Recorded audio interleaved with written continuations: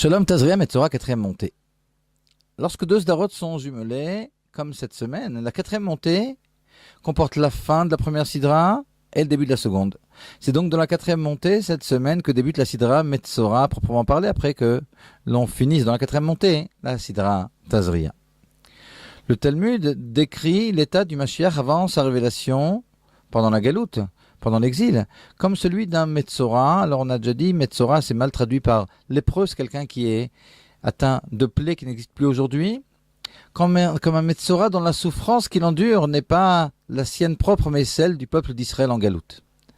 Cette idée est d'ailleurs illusionnée au 53e chapitre du livre de Ishaïa, de Isaïe, qui prophétise à propos du Mashiach. Ce sont nos maladies dont il était chargé, nos souffrances qu'il portait. Alors que nous le prenions pour un malade, pour un impotent, frappé par Dieu et humilié. La purification du Metzora décrite dans la Sidra de Metzora fait donc allusion à la Géoula, à la rédemption durant laquelle le Mashiach libère les Bnei Israël de l'exil. Il en ressort d'une part que le Mashiach n'est pas un être de l'au-delà, mais bien un homme de la génération qui partage avec le peuple les souffrances de l'exil.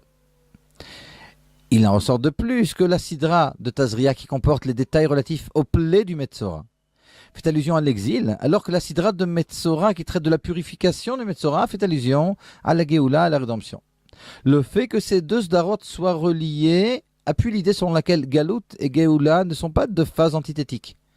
Chaque mitzvah accomplie durant l'exil doit être pleine de la conscience qu'il s'agit d'une action qui dépêche la rédemption.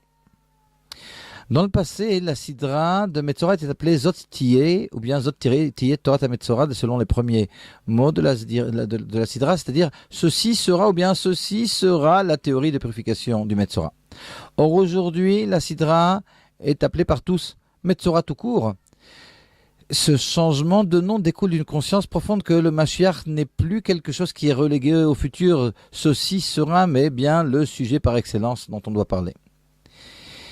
C'est d'ailleurs notamment en étudiant les thèmes relatifs à la Géoula, tels que décrits par les prophètes et par la Torah orale, que nous accélérerons la venue très proche du Mashiach Bezrat Hashem.